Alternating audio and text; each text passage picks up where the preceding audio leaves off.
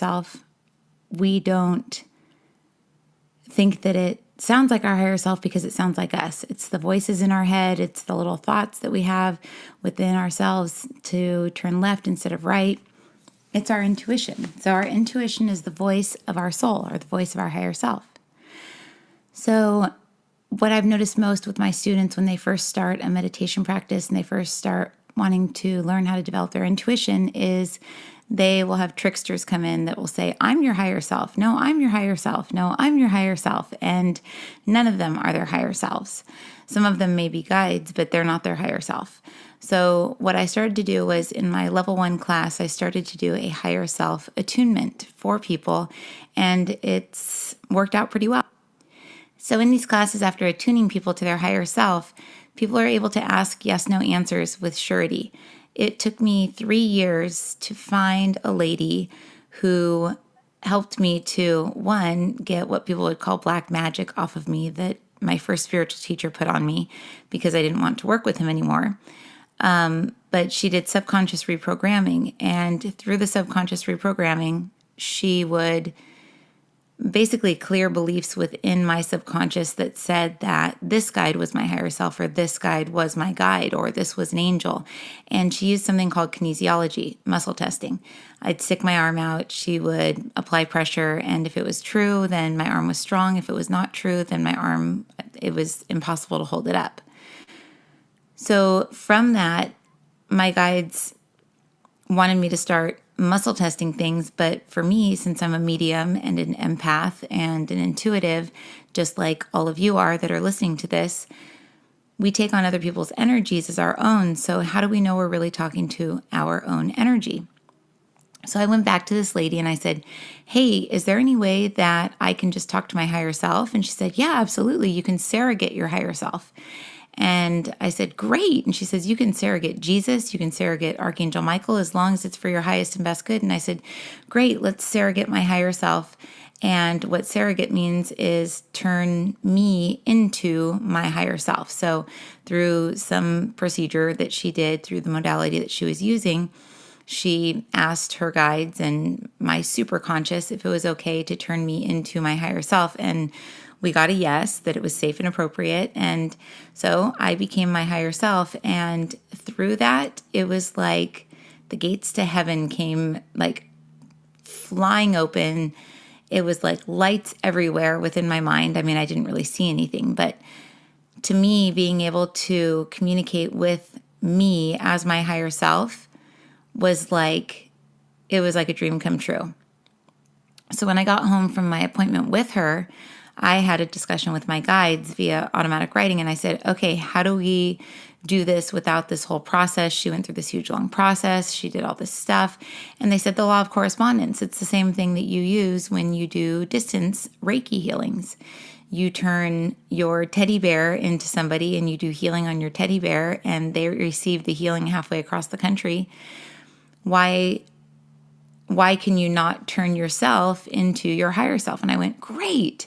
So they showed me a little attunement process where they would allow me to turn myself into my higher self, and I could ask yes, no questions.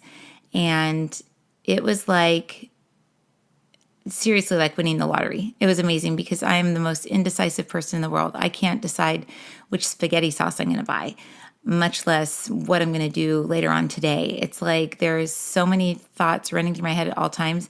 I can't make a decision if my life depended on it. So by having some form of testing where I'm muscle testing myself as my higher self, I just go with that. I go, okay, that's what my higher self said. Okay, great. You know, if it feels like my higher self is telling me to go jump off a cliff or something, obviously I'm not going to believe that. I may test to make sure that I'm really talking to my higher self, but this is a pretty surefire way of making sure that you're communicating with your higher self.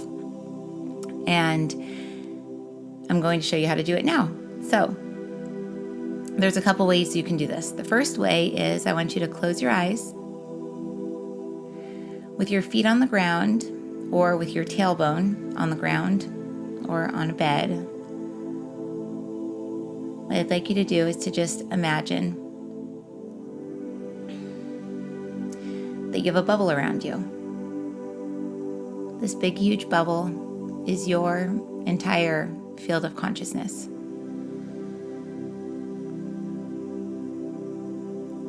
So just kind of imagine what this bubble looks like. Does it look like one of those bubbles, like a soap bubble that flies through the air after the kids blow them? Does it look like a snow globe, which is another technique that I'm going to teach you in a bit?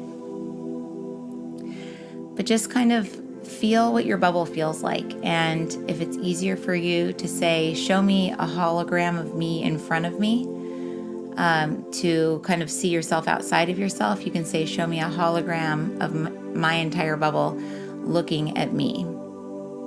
Or you can say, show them to me exactly the way I am now, so you're looking at it from behind. Or you can say, show me a mirror, and in that mirror, you can see a reflection of you and your entire field within that bubble.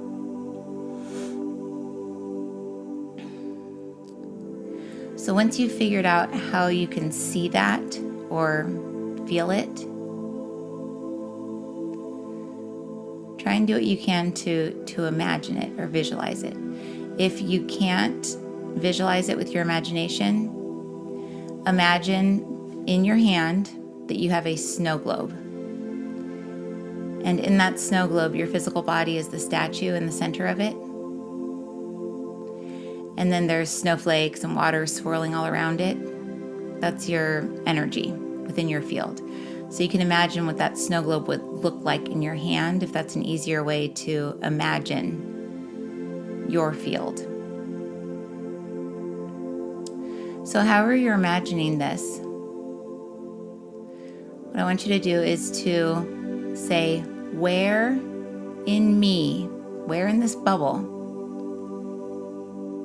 is my higher self? And I want you to allow your attention to go to that space.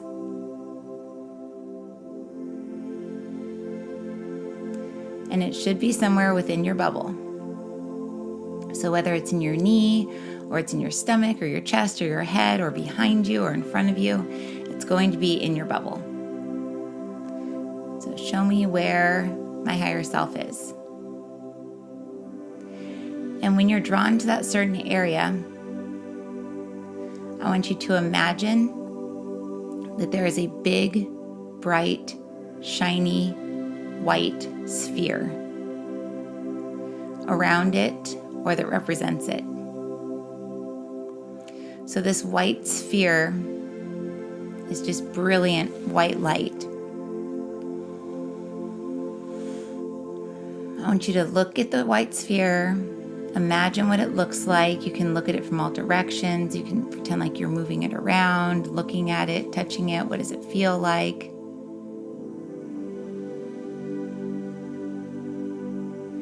And then with your mind, I want you to take that white sphere, and wherever it is inside your bubble or your snow globe, I want you to move it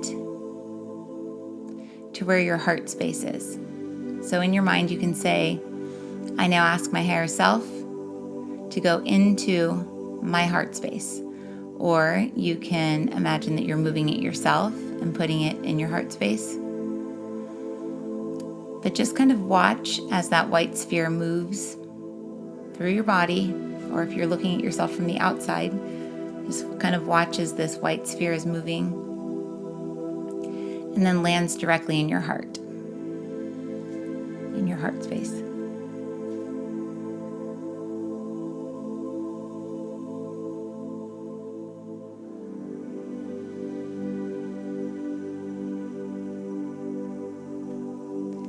And now placing your hand on your heart,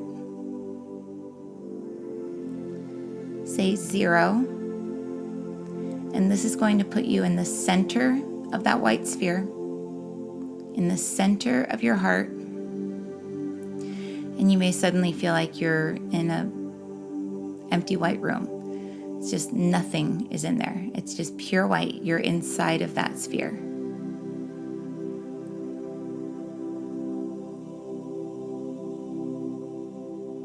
And then from way up in the sky, directly above you,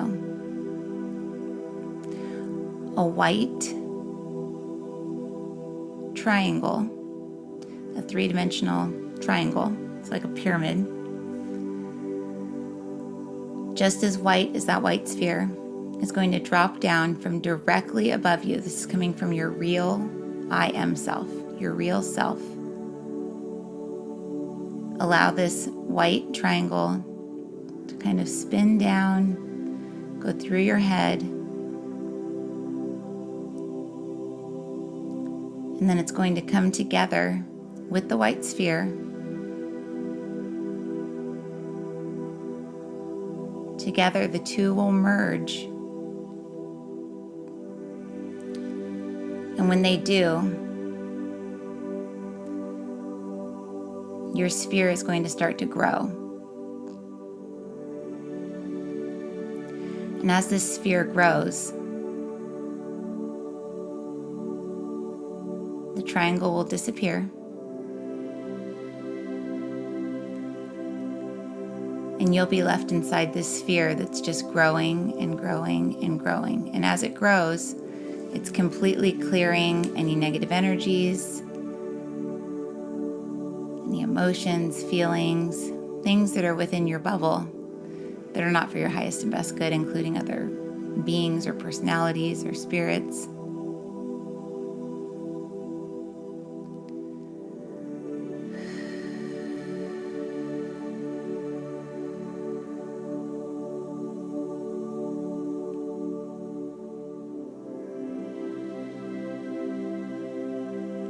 And when this finishes growing, or when it's almost done growing, I've gotten to the point where this takes me like 30 seconds to do, and that's how long it'll take you to, but you can also use it as a meditation to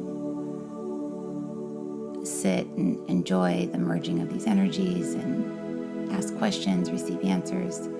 But for now, I want you to imagine that the bottom of your feet are opening up.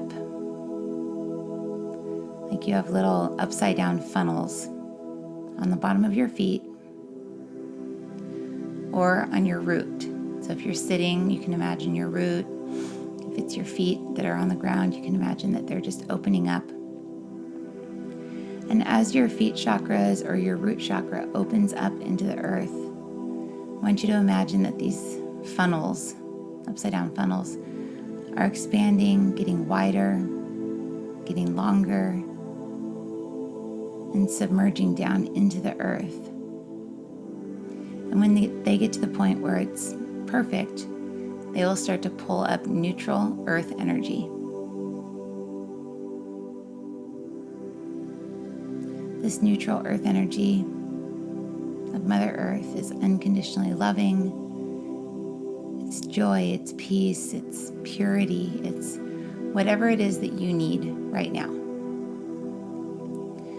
So I want you to visualize this beautiful earth energy moving up through your feet and actually feel what it feels like to have this energy fill your feet, your ankles, your calves, up through your knees, your thighs, your hips,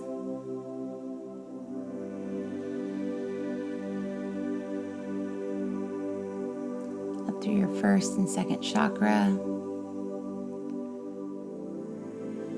the abdomen, your stomach area, pulling all this earth energy up through the chest,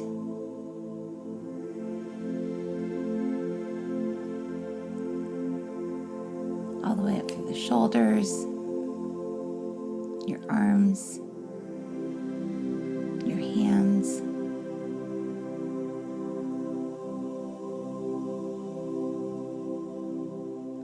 up through your neck, your head,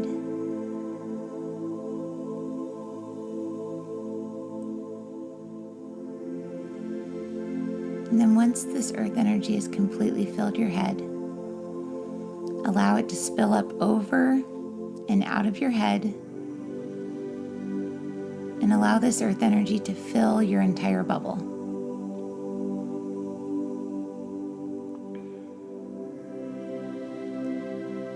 And as this fills your bubble, it removes any remaining energies that your higher self bubble hasn't, the sphere didn't get rid of.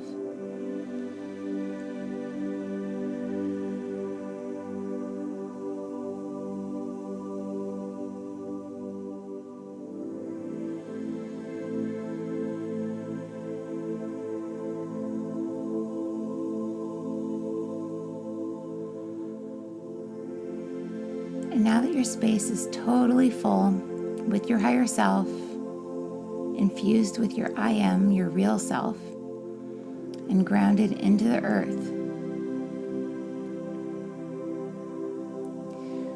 what I want you to do is to go back to seeing you within your heart, within your higher self, and imagine a little white sphere back in your heart, and say, higher self, show me what yes feels like. And I want you to feel what that feels like. But I want you to visualize that the little sphere in your heart goes to one side of your head.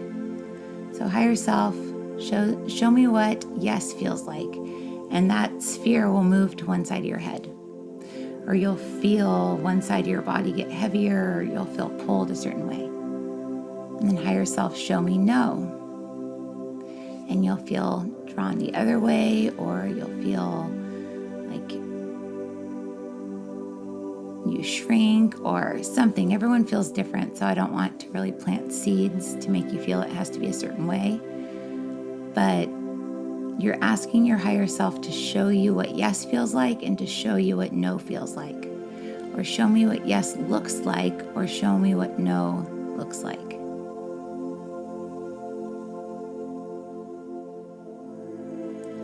And once you've gotten the yes, no, true, false down, basically you can say, my name is Marisa. True or yes. My name is Edward. No. So it's moving to the other side. You can ask questions that you know the answers to and make sure that the yes, no is down. And then you can go and you can ask questions to anything that you want and see what your higher self has to say about it.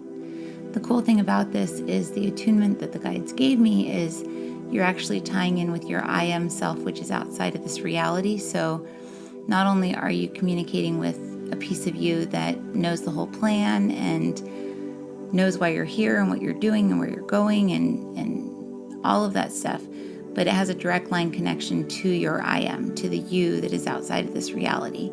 So talk about having a total bird's eye view. This is what you have, but it's kind of like being in the submarine, and you're down in the submarine and your real self is above the water and they can see what's going on up there, but they're communicating with one of those little periscopes that goes all the way down into the submarine, communicating with your higher self.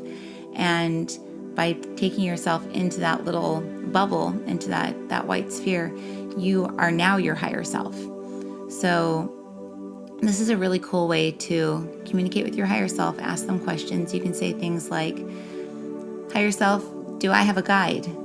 And the sphere moves to the spot where you hear yes. Okay, so this medium this one time told me that I have a guide named blah, blah, blah. Is this true? No. Okay, well, is that person a spirit? Yes. Okay. Are they still in my energy? No. Okay. Do I have, has anyone ever told me about a guide that's true? Yes. Okay. And you can go through the different names of the guides and ask yes or no. And the key is to not be really attached to the answers. Also, another key is not asking really emotional questions, because emotional questions will tend to allow our emotional body to take over. And when our emotional body takes over, the answers become completely invalid. So things like huge investments, money, should I take this job? Should I break up this relationship? Sometimes your emotional body is going to get involved, but it's a good place to start. It's a good place to start. with things like that are very, very, very, very emotional, the best thing to do is to get into this exact state and then say, if I break up with this person, show me how I will feel in a year or two or something like that. And then just feel what you feel like. And that way you can kind of get a feeling for what the future will feel like if this happens or if it doesn't happen. But getting into this state where you are your higher self is a very important template to start at. So that's how you connect with your higher self. That's how you become your higher self. And from here, you can ask any questions. From here, you can do automatic writing. From here, you can, if you're a healer, do healings. But it's a very good space to be in where you're grounded to the earth, connected to your higher self, connected to your real self, and really just in control of your ship or your submarine, as the guides just put it. So thank you, everyone. And I will see you on the next lesson and meditation.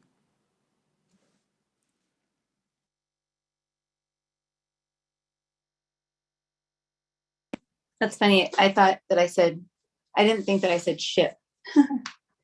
So while you guys are still in this state, ask your questions that you want to ask. So like if you could go to a fortune teller, like if you had a session with me, you had me pinned down,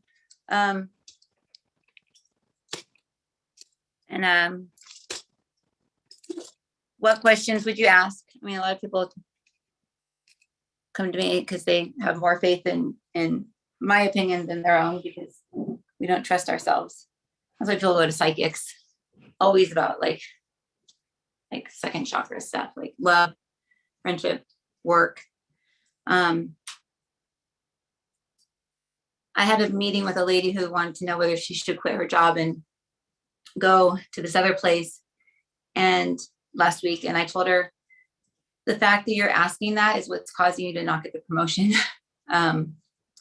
Because when people are very intuitive, like you guys, whatever we're thinking, like almost like transmits to people around us. It's weird. And I told her, I said, you're not getting the offer from this company because you're going to have to go make the offer to them. Like, hey, I'm making an offer that I want an offer, you know? And she was like wondering why, because she says she loves her boss. She loved her team. She's great there. But the fact that she was afraid, I kept seeing her old, I kept hearing this word, and I guess it was her old company from 8 years before. And I didn't know her then, but I said that for some reason you're the you that worked at this company called this. And she goes, yeah, I worked there. I said 8 years ago. She was about like, yeah, nine years ago, like to about like, yeah, like 8 years ago or something like that. And she said she got fired, and she was humiliated, and she got like fired in front of everyone for not doing anything wrong. Like it wasn't her fault. She was a scapegoat for something. So her fear of being fired for nothing was keeping her from being promoted, even though she was still doing a really good job. She was still making good money. Her boss loved her. There was still that apprehension inside. So that apprehension was creating a space where the boss wasn't considering her for, giving her an offer. I guess she's like a contract worker or something like that. They actually have to offer them a permanent position. So I'll be curious to see if she gets the offer. I saw that she would, because when I do sessions on people, I'll say like, okay, I'll basically turn into them, and I'll just say like, okay, I'm now so-and-so in like a year, where am I? And I'll be like, oh, not at that job anymore. And I'll be like, am I supposed to be there? And if I hear like a yes, I'll be like, okay, well, what do I need to change in order to make sure that she's still there in a year, rather than over here crying her eyes out because she lost her favorite job or something like that. It's the same with relationships. I had to do this when I was pregnant a lot, because I had this huge fear that like there was something really wrong with the babies. I'm sure anybody who's had a baby can relate. It's like you had this fear that like something's going to happen, or you took something or drank something like before you knew you were pregnant, or just one of those things. And this is actually when I learned this meditation, and it's basically by going into the future from this clear state of mind, you can actually see like, or feel, even if it's just like that, like for like a second, what's going to happen. And then that way you don't have to worry about it. Then you're not in fear, and then you're not in the worst possible scenario. So when you're in fear, you go into the worst possible scenario, you live it, your body reacts as if it's happening. Like it doesn't know the difference between whether it's happening or not happening, like now or later, or if it already happened and you're thinking about it, your body will react the same way it will if you're like imagining, like looking at a lemon, peeling the lemon, take the lemon, bite the lemon, your mouth goes like that, you know. It's because your mind, you see, and it's like that vision in your mind creates a reality for you. Your body reacts. So a lot of people that have issues in relationships and stuff like that, I'll say like, I'll usually ask them like, you know, like, do you have an ex that was like this? And they'll be, oh my God, all my exes are the same, you know, or whatever. So it's like, so then we'll like release cords and stuff like that to the exes. And then I'll say, now, can you see this person for who they are? Or are you still seeing them as what you need them to be in order for you to not have to change, or in order for you to feel comfortable with your role that you play? So that's another thing that affects us in the future, and is keeping everybody in the astral plane, because everyone's freaking out about the vaccine, or everyone's freaking out about like politics, or you know, whether their kids are going to go to school or not. So like you can say, like right now, you can say like, okay, I'm my higher self, and you're going to imagine that sphere. If the sphere doesn't work, you can actually do this. You can actually do the arm's length test, or you can get a heavy water bottle. I don't have a heavy water bottle. The water bottle one's the best. I totally like muscle test the kids that way. I'm like, hey, Madison, come here. And like, if I think she's lying, and I'm like, hey, Madison, say like, I'm telling the truth, and then lift this up, and she can't lift it up. I'm like, ha, caught you. Because your body literally cannot function if you tell something that's untrue in the same way that it functions if something is true. So if something's true, all the energy lines up, all the energy, all the like energetic stuff lines up. But if you tell something that's not true, you weaken just for long enough. Okay, let me see. This thing's heavy enough. Okay, so I've got this guy right here. Okay, so show me yes. No. Yeah, it's like you can lift it, and I can like will it with my mind a little bit, but not in the way. Oh, here we go. This one's better. I've got a coffee mug here. I don't know how to turn this filter off in the background. It's kind of annoying. Okay, so I'm my higher self. Show me yes. I know you say yes, yes, yes. And then no, no, no. It's like shaking. Okay, it's a trip. And if you muscle test yourself just like normal without your higher self, then your conscious mind, all of your cords, like my sister's energy would start answering. All of her thought patterns would start answering.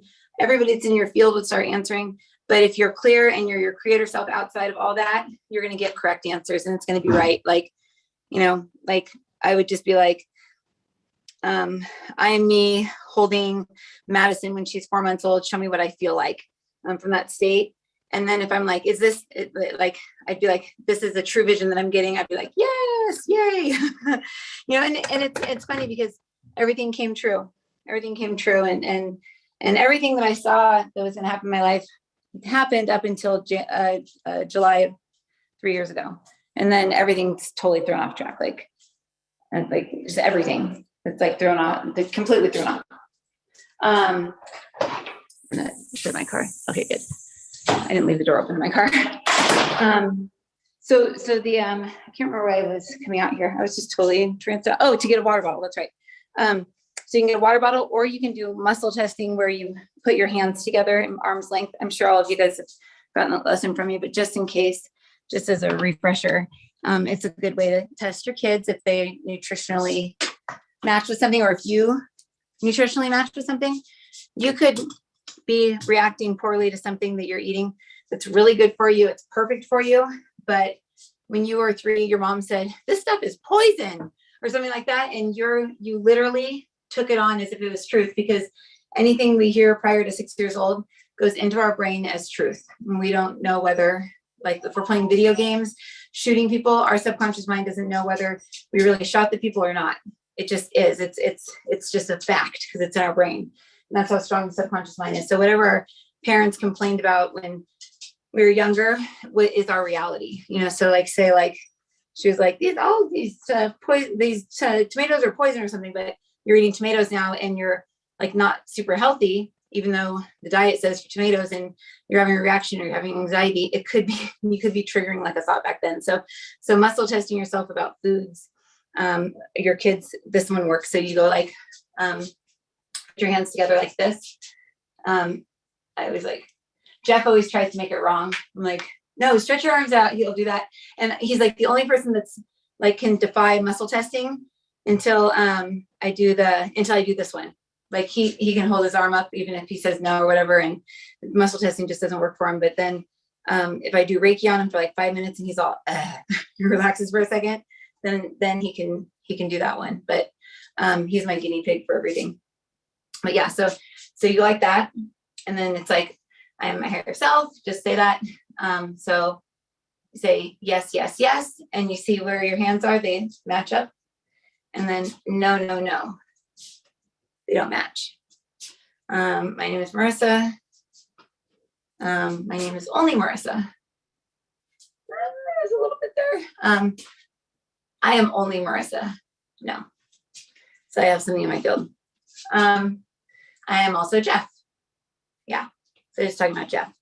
So like right now, he could either be getting super agitated and screaming at the kids right now because he just got all the energy in his field from class. Like the kids will tell grandma right before class, here comes the bad energy, because they can feel everybody's emotions from the class. And it's not that anybody has particularly bad energy. It's just that we all have defense mechanisms for our own things that we've been through. We don't have defense mechanisms for, say a dad with rage when we didn't have a dad with rage. So if we're connecting in with that energy, and then little kids don't have the ability to process adult human emotions. So these classes, I guess the kids always react to them. And Jeff doesn't think it's the class. He thinks that it's just all in my mind, but it happens every time. And he calls every time right before we're about to meditate, every single time.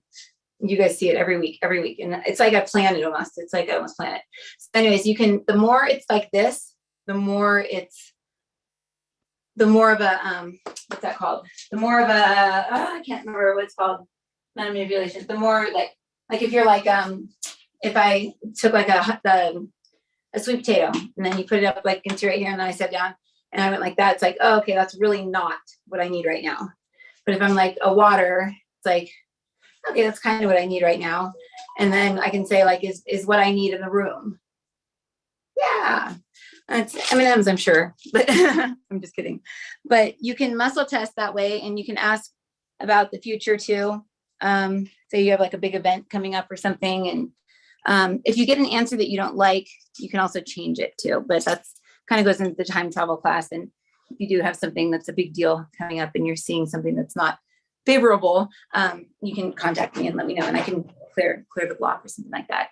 I'm going to let you guys have like 5 or 6 minutes in the space to ask questions, but I also want you to ask how many you are now that we just did the meditation, because before, remember, it was like, how many beings am I, or how many beings do I have in my field?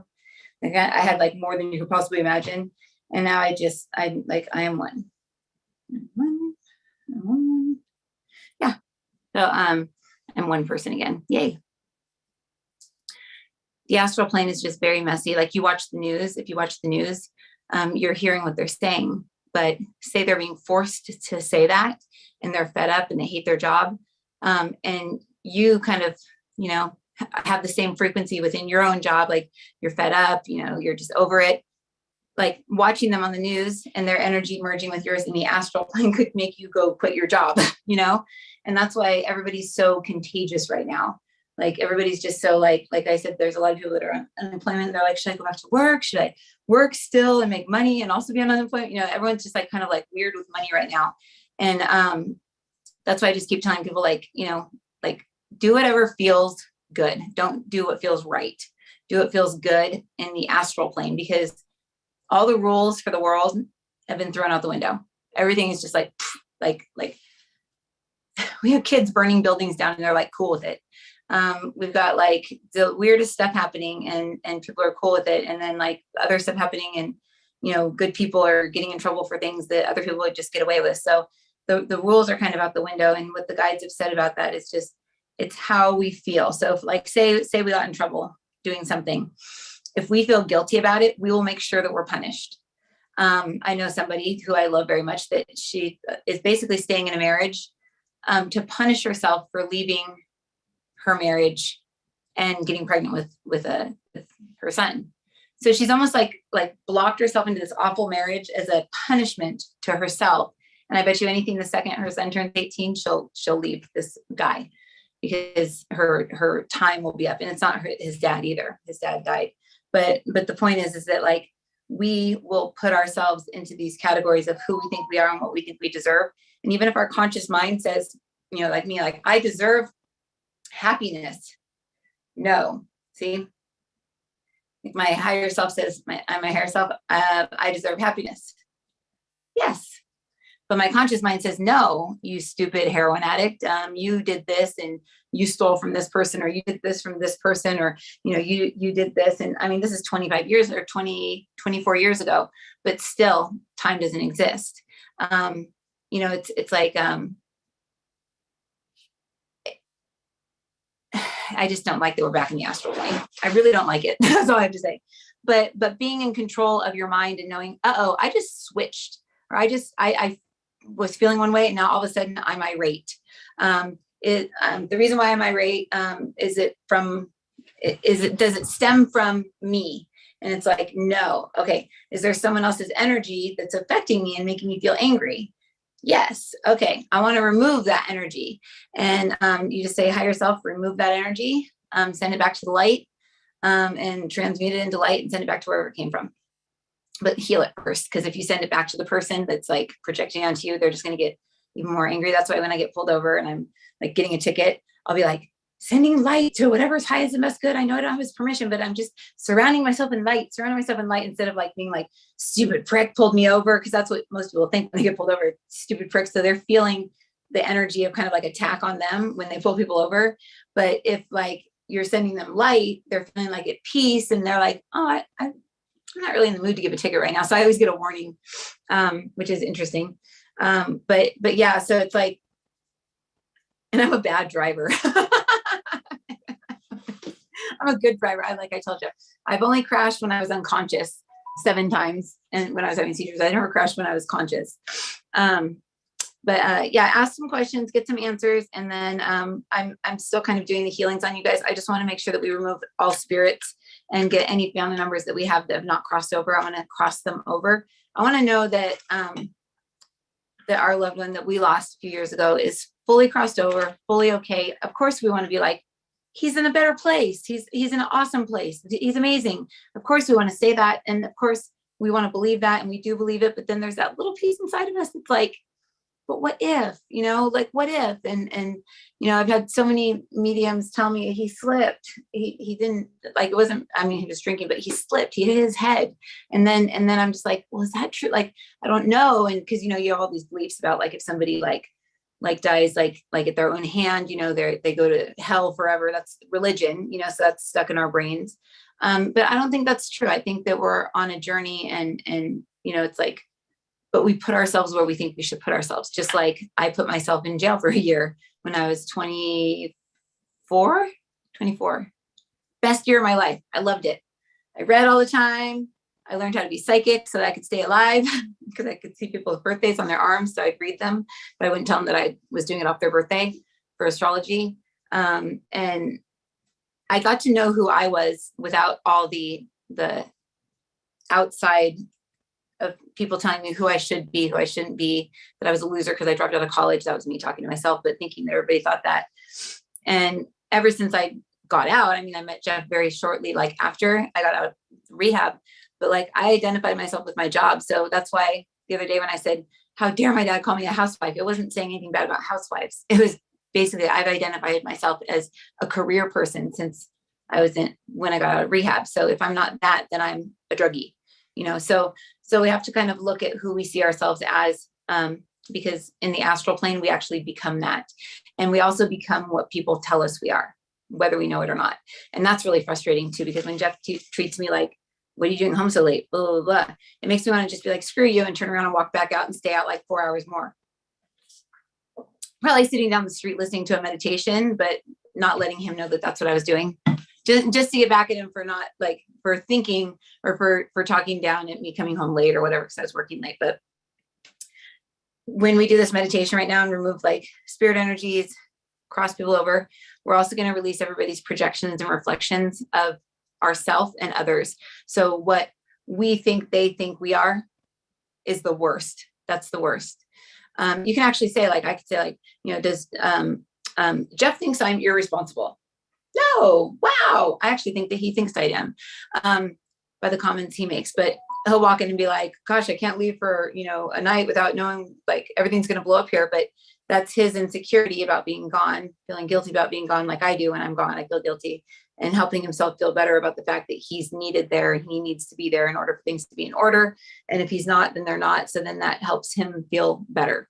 And so that's somebody's like projection of themselves being projected on somebody else, so that somebody else feels like garbage when the other person is just trying to make themselves feel better. Does that make sense? I don't know if that makes sense. I always use real life examples of me and Jeff because it's just so easy. But like, I can't think of an example for somebody else other than like,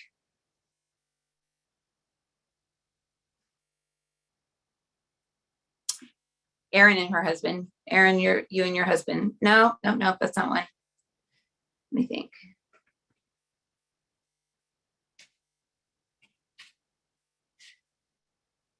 Basically, where somebody sees somebody a certain way so they can feel better about themselves, but they don't really truly believe it.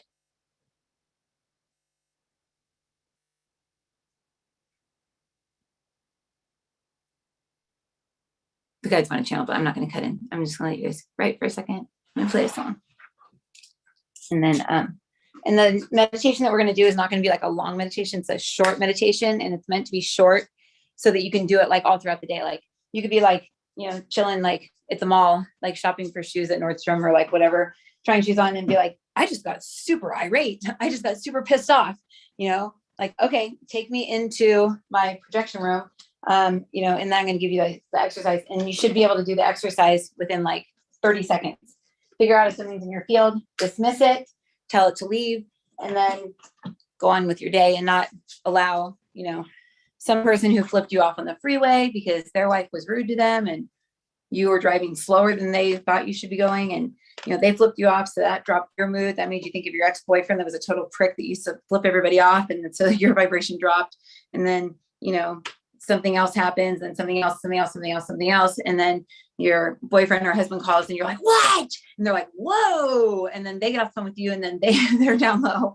And so it's like, it's good to just kind of nip it in the bud. And this exercise is really cool. It's really fast and easy. And, we'll be out of here within probably 20 minutes or so.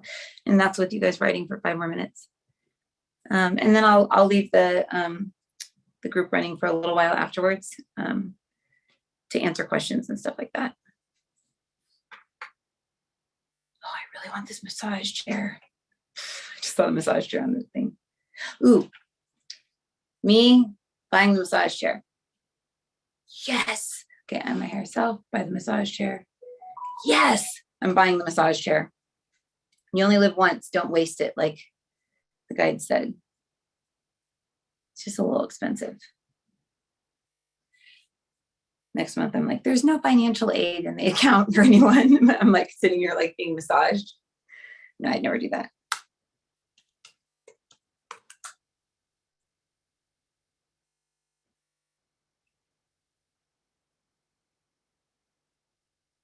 Hey, is this that cryptocurrency? Oh, you guys can't see, it's all fuzzy.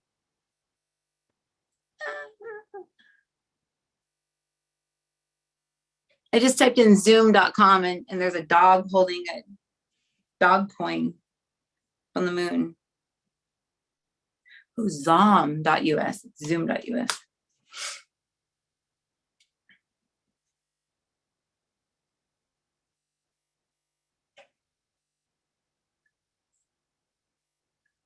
we go.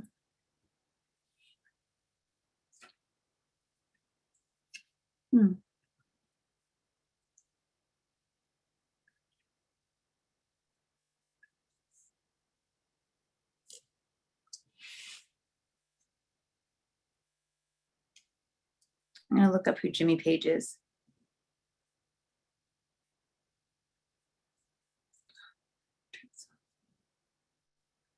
Filter.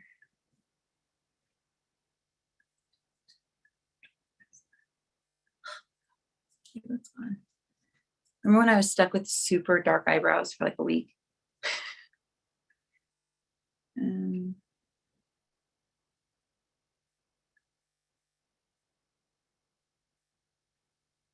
There I am.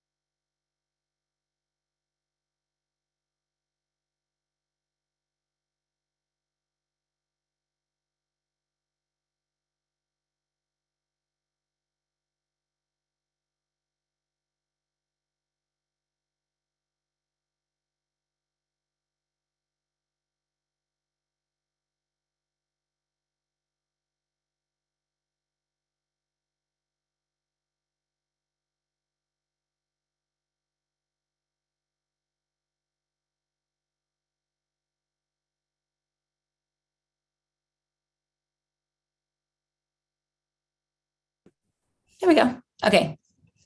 Now can you hear me? What I said was when we're in an astral reality, there's so much emotion, so much feeling, so much everything going into everything that we are. And if we're completely unconscious of it, if we don't realize, oh, I just picked up this person's rage, or I just picked up this person's anger, and now I'm going to go and I'm going to take it out on my husband or wife or kids or whatever, and then they're going to be like, what's wrong with you? And you're going to be all self-righteous, like, there's nothing wrong with me. What's wrong with you? You know, and it's just like, like it's back and forth, and nobody wants to admit that it was them. So the cool thing about this, and the cool thing about Reiki is, you know, it really usually isn't us that's the reason why we're getting yelled at or yelling at the person. It's usually something from the past. We're looking at them and we're like, you know, thank God Jeff and my ex-husband are nothing alike. Like, they're so opposite. And it's so embarrassing that, like, the Facebook always tries to friend them. And Jeff's like, yep, got another friend request from Alex, or a friend suggestion for Alex today. And I was like, oh, I'll look at his picture and I'm like, oh God, I'm so embarrassed. But I say that he has proof of what he was with Anya. But anyways, but still, it's like right there on Facebook, I'm like looking at the picture of him going like, oh my God, I'm so embarrassed. But they're nothing alike. But so I don't usually project on him, but I analyze him, and I'll be like, he's doing this because of this, or he was just with his friend who's mad at his wife or girlfriend, so now he's mad at me. Like, I don't like take responsibility for us. I'm always trying to analyze it, and apparently, according to him, that's annoying.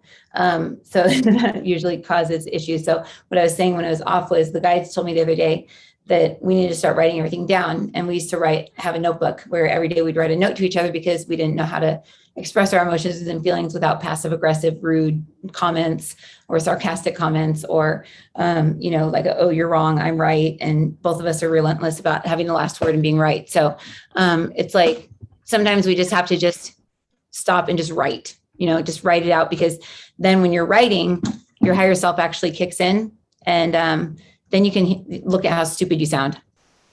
That's the coolest. It's like, oh my God, I sound so stupid. And you'll catch yourself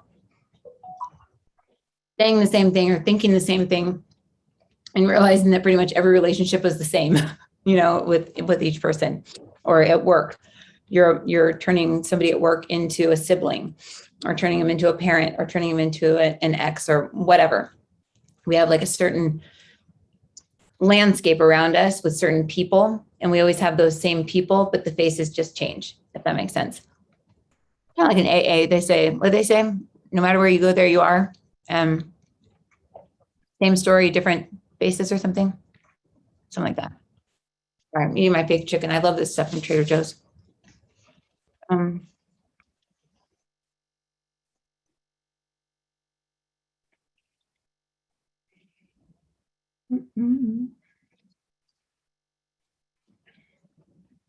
Anybody have any questions?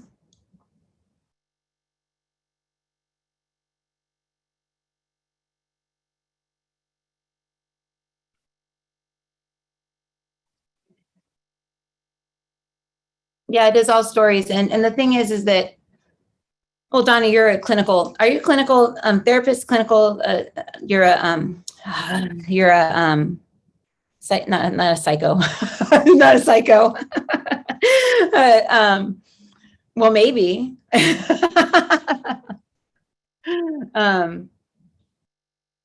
psychotherapist, sorry. I just called you a psycho.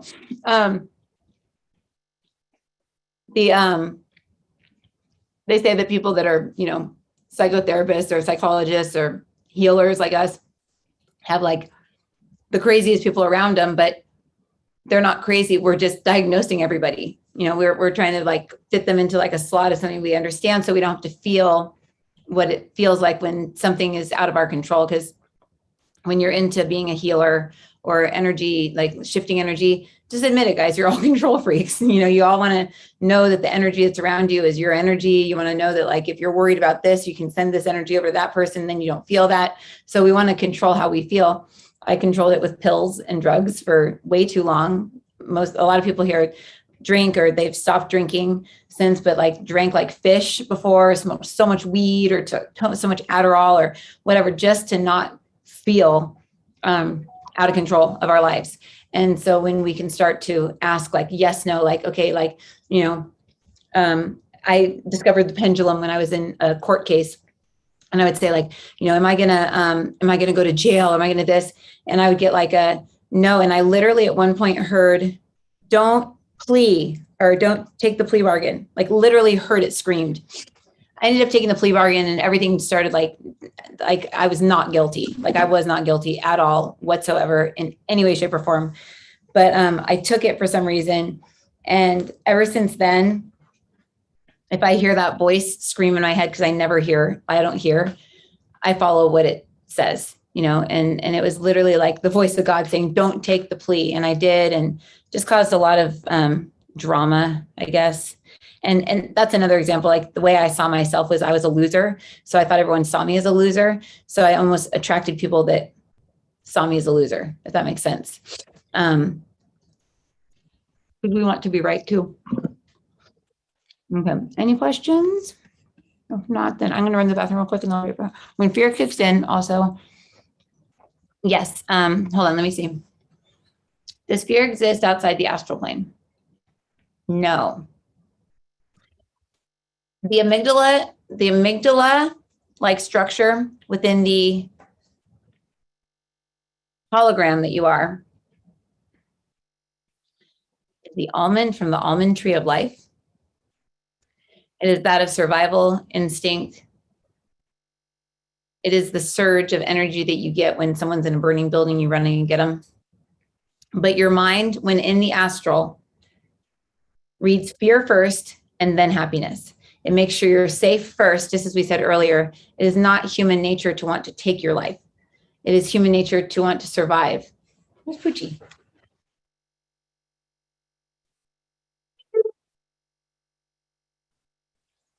Poochie.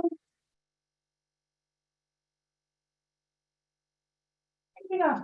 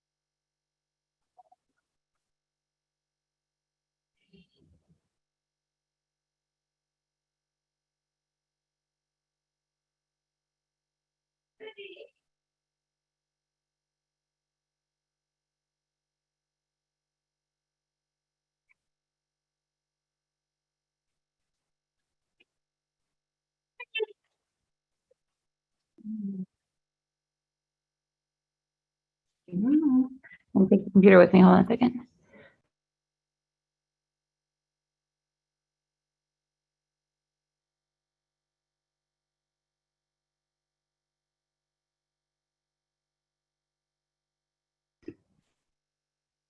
Example. Oh my God. Poochie scared me. You scared me. You scared me. She's under there. How does that dog even fit under there? She was under that thing over there. Oh, you scared me, Poochie. So no, so what was interesting was I just started channeling and I said, take me to where that amygdala center is. And the second I landed in there, I was like, Poochie's dead. Like it was like immediate, oh my God, that was such like an unconscious, like a holy crap, like my worst fear, you know? That's why I used to bring her to work with me. Cause when I'd be doing healings on people, I'd dip in through their fear centers. And I would immediately see like Poochie falling off our balcony and dying or something like that. Poochie, you scared me. How did you fit under that little thing? You don't even fit under there. You're not like a little weenie dog. Well, you're kind of small here. Here, sit on top so I can see you. Big girl. Anyway, so the feeling I had that one day when Anya got in the car accident and Madison got locked in the bathroom, and I mean Debbie got locked in the bathroom and Madison was stuck in the hotel and like on a 22-story building, like, oh mommy, I'm gonna come look at you from the window. And I was like, no, you know, like the feeling I had prior to that was not like what I just had just now. Just now it was like it wasn't an impending doom. It was like it was impending doom. It was like oh my gosh, but it was about like one single thing. So if you have fears like that, actually, no, let's remove the root of those. Yeah. Does anybody ever get like those really like irrational fears? Like it comes on like that and like you can't do anything until you like make sure that that's okay. Aaron, I know I just described Aaron. So the guys are saying that it's our fear center and it's our desire to want to survive. The fear is there because then we're preparing ourselves. Like, you know, I have a friend who's going through something right now where the person that she's in love with may possibly like go away, but I don't think that he will. But I mean, there's that fear there. So it's like both of them probably in their minds are trying to prepare just in case. And it's like, that's how I was like back when I was like going through stuff like that. You try to prepare like almost for the worst, but in preparing for the worst, you don't live. And the thing is that we can't help but have that like that fear thing that just came over me. Oh my God. I was like running. I ran out to the car, like opened up, like, I haven't even been out to the car. And I was like, stopped. I'm like, okay, take me back into my higher self. Show me where Poochie is. And I didn't get anything. I was like, okay, snow globe, find Poochie. And I had a snow globe in my hand and I threw it in the air and it went and it came in and landed on that thing over there. So I ran back in here. I was like, she's not there. That's my jacket. And I looked under and I saw her little eyes, like a little alien underneath there. Poochie, you scared me. I scared me. So you can see that like the fear of something that's not even that real feels as if it's really happening. So why don't you guys write down a fear that you have? Like some people are afraid of, what am I afraid of? Mine's always losing somebody that I love. That's like my worst fear. I lost it. You guys watched me. I went completely psycho, like Donna. No, I'm just kidding. When CB went missing and I couldn't find my 16-year-old cat, I lost my mind. And the last time I lost my mind before that was when Jason died. And that's what caused me to be in this work all to begin with. So I guess I have a fear of death. I want to know where we're going when we die. Here, Pooch, you want that? So write down something that you fear. And I want you to write down when it's happened to you before. I'm going to write this down too. Example, my friend Tanya, who left her fiance.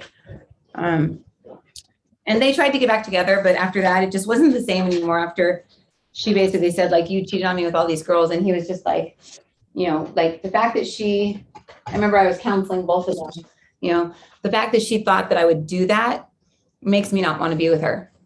You know, the fact that she could actually think that I would do that. That's an example of the projection thing. Like the fact that, you know, Jeff's not actually inferring that I'm out like drinking and doing drugs and stuff like that, but he just kind of will talk down about me coming home late. But he requires a lot of attention, and so do my kids. And so I work after everyone goes to sleep.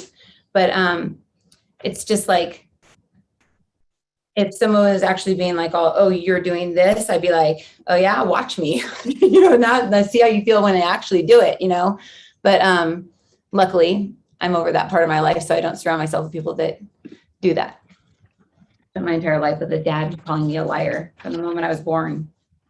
Okay, so the thing that you fear the most, and then like a few things that you fear, and then write if it's ever happened before, and I'll go in and I'll release the root to that when I do this quick exercise. I can't think of what I fear.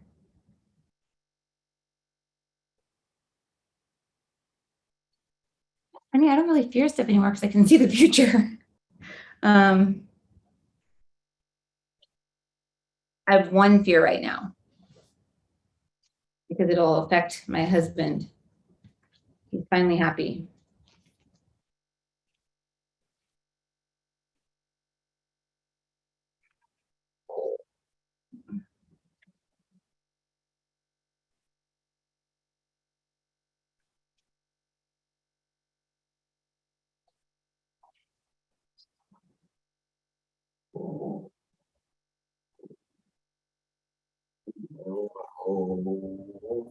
What? Somebody's aunt who just passed away is here. Oh, fun little fun fact. Tune into the vaccines in the Philippines. Because I've been telling people, like, you know, like go into your higher self, like do that meditation, go into your higher self, and then say, like, you know, Pfizer vaccine, you know, pull it into your heart, show me what I'll feel like. Muscle test, you know, is it for my highest and best good? You know, will it affect people around me? Yeah, just stuff like that. So I've been telling people, like, constantly been teaching people about muscle tests. That's why I wanted to do that tonight. But I was talking to my assistant, Anne, and she was talking about how, like, Google's going to make them get the vaccination, and she works for Google also, and she is in the Philippines. And I was all freaking out and everything, and I was like, no, don't, you've got asthma and this and that, it's going to affect you. And then I said, well, for sure don't get this vaccine. She goes, oh, well, we don't have the same vaccines as you guys do. And I was like, oh, okay. She said, yeah, so people are going over there because they're thinking you guys have the better ones and that we're like behind the curve. And so I tuned into the 3 vaccine names that she gave me, and they're vitamin water. They're like literally vitamin C shots. Oh, you want the food. There's one of them that feels like it's maybe a vaccine, but I was like, what the heck? And she's like, well, our president is friends with the China president, so maybe that's why the vaccines are different. And I was like, maybe. But it's a trip to actually tune into the energy of it. Ooh.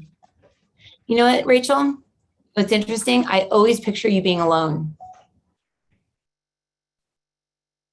And you're a rooster too, right? Roosters have such a, Jeff's a rooster. He never wants to be alone. I'm like, just leave me alone. My birthday present this year, I want to be alone. I want nobody to talk to me. And no money. Okay.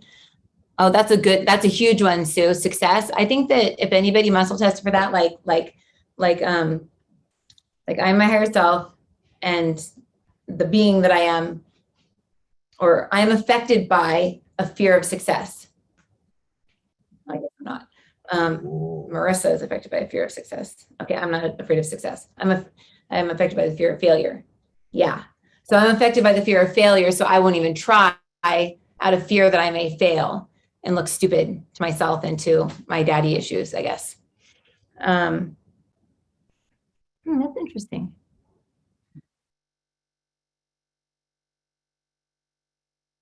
Interesting, Brittany.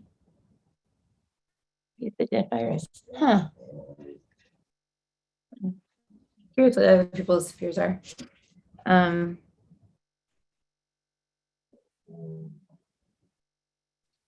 If you don't have any fears, like I feel like there's a few people who are like, I don't really have any fears.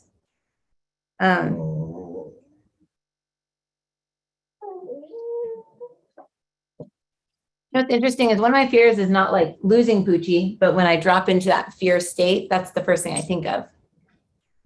Ooh, elevators. Fear of doing wrong, fear of dying alone. Ooh.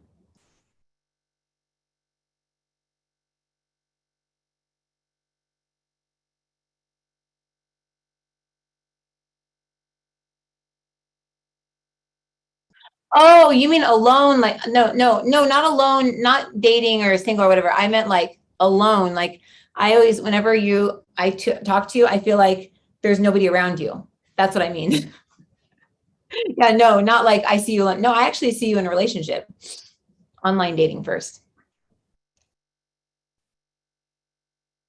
Oh, fear your daughter will continue to duplicate your life struggles with friends and loneliness.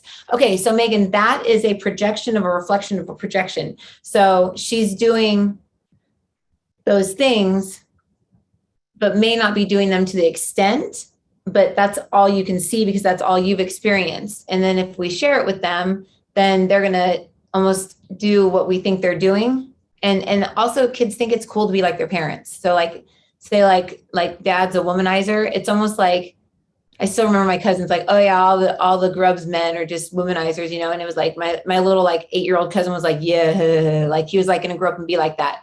So we'll release your obligation to, no, we're just gonna uncreate your past.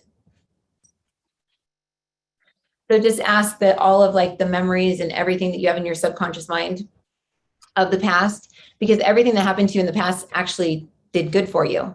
Everybody that's here right now, like we're here because we've made it through like a whole lot of crap. But had we not been through that crap, we wouldn't be able to help other people go through that, or we wouldn't be able to help other people or understand. We'd be like, oh, what's wrong with that person? Yeah, whatever, they're lame. And then just go on our shallow little way, you know, but it's like, not saying that we're like deep and awesome, you know, I'm just saying like, we're like, we've been through what we've been through in order to experience life, but we don't want to see our loved ones go through. I don't want to see Matthew or Madison be an alcoholic or an addict. And I know it runs in the family and all that stuff. So my whole mission is trying to find the root of addiction and see if it's like an energy or an entity or something like that. It does create more compassion. The fact that I've been to like, you know, jail like 6 times, you know, one time I just went for a year, but it was for 6 months and 20 days actually. But the other times it was like just getting arrested after I'd have a seizure. I'd happen to be on medication. So they'd be like, oh, DUI. I never was like drinking and driving. It was just like, you know, I had zero tolerance. So every time I had a seizure, car accident, they would call it that. So it was like, but it still gave me compassion. And an understanding of what people go through. So that is a fear that the kids will be like me.